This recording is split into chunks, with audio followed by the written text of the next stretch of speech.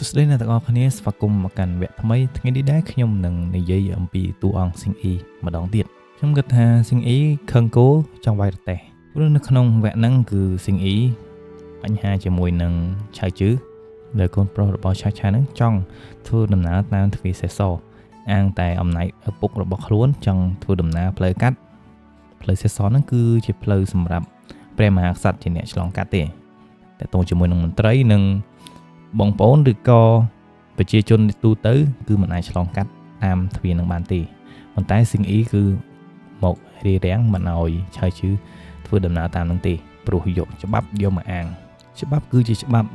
ហើយច្បាប់មនុស្សជាអ្នកបង្កើតមកដើម្បីឲ្យគោរពហើយច្បាប់ក៏ធ្វើឲ្យមនុស្សរំលងសិទ្ធិដែរនៅពេលដែលគេមានអំណាចគ្រប់គ្រាន់គេចង់កែប្រែអានឹងគឺជាសិទ្ធិរបស់គេនៅក្នុងវគ្គហ្នឹងដែរស៊ីងអ៊ីក៏បានជំទាស់ជាមួយនឹងឆៃជឺមួយសន្ទុះធំដែរហើយបាននិយាយថាមិនគោរពច្បាប់កូនក៏មិនគោរពច្បាប់ដូចគ្នាអញ្ចឹងមានន័យថាធ្វើស្អីកូននឹងយកគំរូតាមនឹងយើងទទួលស្គាល់ថាស៊ីងអ៊ីពិតជាស្មោះត្រង់ជាមួយនឹងនគរហានហើយគោរពច្បាប់ដែលគេចាមកហើយត្រូវតែបងប្អូនឬក៏ចំនួនក្រោយអ្នកដែលគ្រប់គ្រងស្ដេចហានហើយនិងអ្នកបម្រើនគរហានត្រូវតែគោរពច្បាប់ហើយនឹងទទួលស្គាល់ថាច្បាប់នឹងយើងត្រូវតែដើរតាមកន្លងច្បាប់ដែលគេបានចាប៉ុន្តែយើងត្រូវចាំថាច្បាប់គឺជាច្បាប់មនុស្សដែលគោរពច្បាប់ហើយនិងមនុស្សដែលមិនគោរពច្បាប់យើងបែងចែកផ្សេងគ្នាអត្តពលឆៅកាន់តែកើនឡើងហើយនឹងមានមន្ត្រីជាច្រើនដែលគ្រប់គ្រងចង់ឲ្យឆៅឡើងធ្វើជាព្រះអង្គម្ចាស់ប៉ុន្តែមានតែស៊ីងអ៊ីទេដែលជាអ្នកជំទាស់ដាច់អហង្ការមុនគេព្រោះដោយសារគាត់គឺជាមន្ត្រីធំទី1ក្រោមឆៅដែរអញ្ចឹងបើសិនជាគាត់គិតថាគាត់ជំទាស់តើមានអ្នកណាគេផ្សេងគេហ៊ានចំពោះដូចគាត់អត់ហើយអ្នកណាដែលហ៊ានប្រឈមមុខជាមួយនឹងឆៅលទ្ធផលយើងគង់តែដឹងហើយឆៅអាចនិយាយបានថារៀងក្រាន់ជាងតុងជ័របន្តិចតុងជ័ររៀងឆៅហើយនឹងនិយាយអីគឺអត់ចេះគិតទេហើយបើថាចង់ធ្វើអីគឺធ្វើអីតែបើឆៅខុសគ្នាអាចនិយាយបានថាគាត់មានគុណធម៌ក្នុងខ្លួនខ្លះហើយគាត់ចេះមើលកលៈទេសៈដែរអញ្ចឹងដល់ពេលដែលគាត់ចង់កាចគឺកាចចង់ស្លូតគឺស្លូតខុសពីតុងជ័របើនិយាយពីគំនិតរបស់ស៊ីងអ៊ីហើយនឹងឆៅគោលបំណងគឺចង់បង្រួមទឹកដីដូចគ្នាប៉ុន្តែបើតាក់ទងជាមួយនឹងគំនិតខ្ញុំអាចនិយាយបានថារៀងបច្ចេកគ្នាបន្តិចសម្រាប់ស៊ីងអ៊ីនៅតែប្រកាន់ជំហរឬក៏គោរពច្បាប់ទំនៀមទម្លាប់ចាស់របស់ស្ដេចហានដែលបានកសាងមកហើយនឹងគោរពតាមអ្នកដែលរៀបចំច្បាប់កសាងឡើងមកប៉ុន្តែបើនិយាយពីឆៅវិញគឺអត់សូវខ្វល់ទេក៏អត់សូវខ្វល់ពីរឿងចាស់ទេក៏ខ្វល់តែរឿងបច្ចុប្បន្នរឿងអតីតកាលអ្នកដែលកសាងច្បាប់គឺជារឿងផ្សេងហើយសម្រាប់បច្ចុប្បន្ននៅពេលដែលគាត់គ្រប់គ្រងច្បាប់អានឹងគឺជារឿងផ្សេងគាត់ចង់កែប្រែឬក៏គាត់ចង់ធ្វើម៉េចស្រេចតែគាត់ព្រោះអំណាចស្ថិតនៅលើគាត់អញ្ចឹងនៅពេលដែលគាត់ចង់កសាងនគរសារជាថ្មីឧទាហរណ៍ថាគាត់ចង់អាប់ដេតនគរហានឬក៏គាត់ចង់បង្កើតនគរថ្មីដែលខ្លួនឯងដោយទម្លាក់ស្ដេចហានចេញអានឹងគឺគាត់ចាច្បាប់ថ្មីសម្រាប់គ្រប់គ្រងតកូលរបស់គាត់សម្រាប់ទស្សនៈខ្ញុំផ្ទាល់តើស៊ីងអ៊ីហើយនឹងឆៅមួយណាដែលខ្ញុំគិតថាជាបុគ្គលដែលគិតថាត្រូវខ្ញុំហ៊ាននិយាយថាឆៅគឺជាមនុស្សដែលគិតត្រូវឥឡូវខ្ញុំនិយាយអំពីស៊ីងអ៊ីមុនដែលខ្ញុំគិតថាខុសសម្រាប់គាត់សម្រាប់ពតគិតថាការដឹកនាំនគរឬក៏ការរៀបចំនគរឲ្យបានគង់វង្សយូរអង្វែងទៅតែគ្រប់តាមច្បាប់ឬក៏គ្រប់តាមទំនៀមទម្លាប់ចាស់ដែលគេបានចាស់មកហើយបុគ្គលចំនួនក្រោយទៅតែរៀបចំរចនាសម្ព័ន្ធឬក៏ធ្វើតាមច្បាប់ផ្សេងតាមយុទ្ធសាស្ត្រឬក៏តម្រាចារមកពីសម័យកាលមុនហើយបើនិយាយពីឆៅខ្ញុំគិតថាគាត់អត់គិតដូចស៊ីងអ៊ីទេរឿងបច្ចុប្បន្នរឿងថ្មីដែលគាត់កំពុងតែកសាងនគររបស់គាត់សារឡើងវិញឬក៏គាត់កំពុងតែកសាងពងតកោរបស់គាត់ដើម្បីកាន់អំណាចនោះគឺគាត់ត្រូវតែរៀបចំរចនាសម្ព័ន្ធផ្សេងហើយនឹងរៀបចំច្បាប់ថ្មីការដែលយើងកំពុងតែរៀបចំកសាង នគរថ្មីឬក៏រាជវង្សថ្មីសម្រាប់គ្រួសារគាត់គ្រប់គ្រងនោះយើងមិនអាចប្រើប្រាស់ទម្រង់ច្បាប់ចាស់បានទេយើងត្រូវតែកែប្រែវាឡើងវិញព្រោះ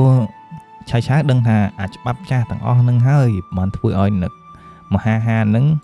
ដួលរលំឬក៏ចុះទុនខ្សោយជាងមុន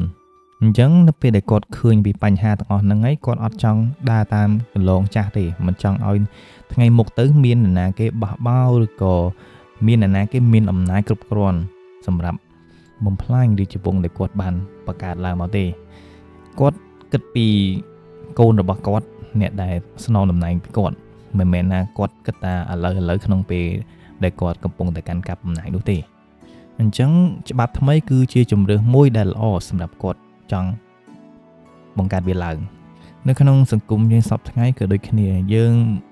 ងប្រៀបធៀបជាមួយនឹងរឿងអតីតកាលរឿងបុរាណមកហើយនឹងពាក់ព័ន្ធជាមួយនឹងសង្គមយើងសពថ្ងៃនេះបច្ចុប្បន្ននេះ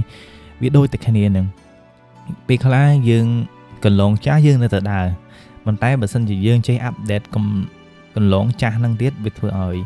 គំនិតទាំងអស់ហ្នឹងវាកាន់តែប្រសើរឡើងហើយសម្រាប់តែគ្រប់គ្រងអំណាចក៏វាថិតថេរវាក្រមកជាងមុនដែរបើនិយាយពីឆាវិញគំនិតរបស់គាត់ក៏អត់ចង់ឲ្យឆាភី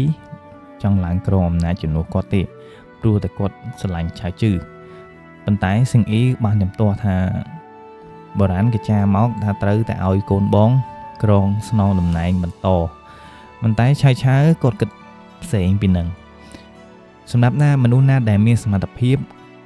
គឺគាត់ចង់ឲ្យឡើងស្នងតំណែងបន្តមិនមែនគិតតែចាំតែអាងតបងគេតែបន្តវេនពីគាត់នោះទេខ្ញុំគិតថាឆាមានកំណត់ត្រូវត្រង់ចំណុចមួយហ្នឹងឥឡូវខ្ញុំឧទាហរណ៍មួយថាប្រសិនបើឆាភីពិតជាអត់មានសមត្ថភាពគ្រប់គ្រងមែនតើនគរដែលគាត់បានកសាងឡើងមកហ្នឹងវាអាចខ្ទេចខ្ទីឬក៏អាចបំផ្លាញចោលនៅក្នុងពេលណាមួយហើយបើគាត់ចង់ឲ្យឆាជឺមកក្រមនៃជំនួសគាត់វិញដែលជាកូនប្អូនហ្នឹងហើយបើសិនជាឆាជឺហ្នឹងមានសមត្ថភាពអញ្ចឹងធ្វើឲ្យនគររបស់គាត់មានភាពរឹងមាំហើយតទៅជាមួយនឹងជួរមន្ត្រីក៏គោរពហើយនឹងធ្វើតាមគ្រប់យ៉ាងដែរយើងឧទាហរណ៍មើលជាក់ស្ដែងក្នុងវងគ្រួសារប្រសិនបើឪពុកម្ដាយណាកំពុងតែកសាងមុខរបរមួយដែលជោគជ័យហើយគាត់មានកូន 2-3 នាក់ប៉ុន្តែបើសិនជាគិតមើលទៅថាកូនបងគាត់អត់មានសមត្ថភាពគ្រប់គ្រងមុខជំនួញឬក៏មុខរបរហ្នឹងទៅមុខទេគាត់អាចទម្លាក់ទៅកូនប្អូនឲ្យគ្រប់គ្រងជំនួសវិញអាហ្នឹងវាជារឿងបើសិននិយាយពីច្បាប់ដូចជាមិនមានទេនៅក្នុងគ្រួសារបើសិនបើមានអ្នកណាគេមានសមត្ថភាពឲ្យអ្នកហ្នឹងស្នងតំណែងឲ្យបន្តមុខរបររបស់គាត់អាហ្នឹងគឺជារឿងត្រឹមត្រូវព្រោះគោលបំណងរបស់ឪពុកម្ដាយនៅពេលដែលកូនឲ្យកូនស្នងតំណែងទាំងអស់ហ្នឹងអ្វីដែលគាត់ចង់ឃើញគឺភាពជោគជ័យនៅកូនរបស់គាត់កំពុងតែកសាងឡើងតទៅមុខទៀតបន្តពីឪពុកម្ដាយហើយអ្វីដែលគាត់ឃើញគឺមុខជំនួញរបស់គាត់កាន់តែរីកលូតលាស់ឡើងកាន់តែខ្លាំងជាងមុនសម្រាប់នៅក្នុងរង្វង់គ្រួសារវាគ្មានអ្នកដទៃហ៊ានជំទាស់នោះទេការសម្រេចចិត្តរបស់ឪពុកម្ដាយដែលចង់ឲ្យកូនស្នងតំណែងនោះប៉ុន្តែបើនិយាយអំពីជួរមន្ត្រីវិញគ្រប់គ្រងប្រទេសវិញអានឹងវាជារឿងផ្សេងខ្ញុំគិតថាឆាគឺគិតបែបហ្នឹងគាត់អត់ខ្វល់ពីមន្ត្រីអ្វីទាំងអស់ហ្នឹងទេអ្វីដែលគ្រួសារគាត់រៀបចំគឺគាត់ណែរៀបចំគាត់គិតថាបែបគ្រួសាររបស់គាត់ទេគាត់មិនមែនគិតពីអ្វីផ្សេងឬក៏នគរអីទេព្រោះមន្ត្រីគាត់យកមកប្រើមិនមែនយកមកជំទាស់គាត់ឬក៏ចង់ឲ្យបញ្ជាគាត់ហើយនឹងផ្ដល់យោបល់ផ្សេងៗឲ្យគាត់ផ្លាស់ប្ដូរគំនិតរបស់គាត់ទេមន្ត្រីគឺជាមន្ត្រីម្ចាស់គឺជាម្ចាស់គឺជាអ្នកសម្រេចចិត្តគ្រប់យ៉ាងមិនមែនមន្ត្រីជាអ្នកសម្រេចចិត្តនោះទេបើនិយាយពីស៊ីងអ៊ីវិញគាត់អត់ខ្លាច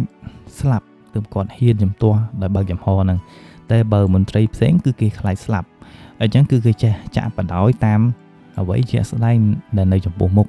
ការដែលយើងចេះចាក់បដ ாய் តាមកលៈទេសៈពេលខ្លះវាធ្វើឲ្យយើងជាមនុស្សដែលបាត់បង់គុណធម៌ឬក៏បាត់បង់គោលគំនិតរបស់យើងដែលបានគិតមុនដែរឥឡូវគឺថាមន្ត្រីណាដែលមានគុណធម៌ចង់លើកស្ទួយមហាហានប៉ុន្តែដោយសារឆាមានឥទ្ធិពលខ្លាំងពេកគាត់ចង់កែប្រែស្ថានភាពផ្សេងចង់ឲ្យ គ្រួសាររបស់គាត់កាន់កាប់អំណាចអញ្ចឹងគេមានតែស្របចាក់បដ ாய் តាមនឹងទេដើម្បីរក្សាជីវិតនិងរក្សាតំណែងរបស់គេអាហ្នឹងក៏វាជារឿងអាត្មានិយមមួយផ្នែកដែរប៉ុន្តែសង្គមយើងសពថ្ងៃដែលអ្វីដែលយើងបានឃើញអញ្ចឹងវាគ្មាននរណាគេយកខ្លួនឯងទៅស្លាប់នោះទេអញ្ចឹងមានតែចាក់បដ ாய் តាមកលៈទេសៈទៅដើម្បីរក្សាជីវិតរបស់ខ្លួនឯងនិងគ្រួសាររបស់ខ្លួនឯងរស់នៅបន្តទៀតការដែលយើងចង់រក្សាជីវិតខ្លួនឯងយើងទៅតែរក្សាជីវិតខ្លួនឯងរស់នៅដោយមានក្តីសុខកុំឲ្យរស់នៅក្នុងវិបត្តិសេរីបើស៊ីងអ៊ីគាត់អត់ខ្វល់ពីវិបត្តិសេរីទេបើសិនជាគាត់ចង់ប្រឆាំងគឺគាត់ប្រឆាំងហើយបើគាត់ចង់ស្លាប់អានឹងជារឿងរបស់គាត់ប៉ុន្តែអ្វីដែលគាត់ចង់ធ្វើគឺធ្វើតាមមហិច្ឆតារបស់គាត់ហើយនឹងគោលដៅរបស់គាត់ដែលគាត់ចង់ធ្វើសរុបសេចក្តីចុងក្រោយមកគឺឆាវគាត់មិនដែលខ្វល់ពីមហាហានោះទេអ្វីដែលគាត់ខ្វល់គឺគាត់ចង់បង្កើតនគររបស់គាត់សារជាថ្មីហើយនឹងបង្កើតរាជវង្សថ្មីសម្រាប់គ្រួសារគាត់ឲ្យកាន់កាប់ព្រោះគាត់បានសម្លឹងមើលឃើញជាក់ស្ដែងថាមហាហានអស់ឥទ្ធិពលឬក៏អស់សិទ្ធិអំណាចអ្វីទៀតហើយតកតងជាមួយនឹងប្រជាជនក៏អត់មានអ្នកណាគេគ្រប់គ្រងមហាហានដែរព្រោះមហាហានគឺពោពេញដោយភាពពុករលួយហើយធ្វើឲ្យប្រជារាស្ត្រច្រើនអញ្ចឹងប្រជារាស្ត្រចង់បានរាជវង្សថ្មីចង់ឲ្យឆាវបង្កើតរាជវង្សថ្មីដើម្បីជួយលើកស្ទួយនគរឬក៏លើកស្ទួយទឹកដីរបស់គេឲ្យប្រជាជនគេរស់នៅបានសុខហើយនឹងចង់បានអ្នកដឹកនាំថ្មីដែរតើតើជាមួយនឹងប្រជាជនឬក៏មន្ត្រីអីដូចគ្នាគឺមិនគ្រប់គ្រងនគរណាដែលមានភាពរលួយនោះទេបើសិនជានគរថ្មីចិញ្ចឹមគេឬក៏មើលថែគេរស់នៅបានសុខសាន្តហើយនឹងប្រជាជនប្រកបមុខរបរបានទូលំទូលាយអីហើយរស់នៅបានសុខស្រួលអីអានេះគេគ្រប់គ្រងរាជវង្សថ្មីឯងគេមិនខ្វល់ពីរាជវង្សចាស់ឯងព្រោះរាជវង្សចាស់គឺបានបង្កើតកំហុសជាច្រើនអញ្ចឹងបើសិនជាគេបន្តគ្រប់គ្រងទៀតអញ្ចឹងវានៅតែមានបញ្ហាកើតឡើងអញ្ចឹងសុខចិត្តថាគ្រប់គ្រងរាជវង្សថ្មីទៅវាជាជម្រើសមួយដ៏ល្អជាងហើយអេពីសូតនេះគឺខ្ញុំមានតែប៉ុណ្្នឹងទេអរគុណអ្នកនរគ្នាដែលបានស្ដាប់តាំងពីដើមរហូតដល់ចប់បើសិនជាចូលចិត្តអេពីសូតមួយនេះកុំភ្លេចចុច like ម្នាក់មួយផងឬក៏ចុច subscribe ម្នាក់មួយផងដើម្បីទទួលបានវីដេអូថ្មីៗបន្តទៀតអរគុណអ្នកនរគ្នាជួបគ្នានៅវីដេអូក្រោយ See you guys peace out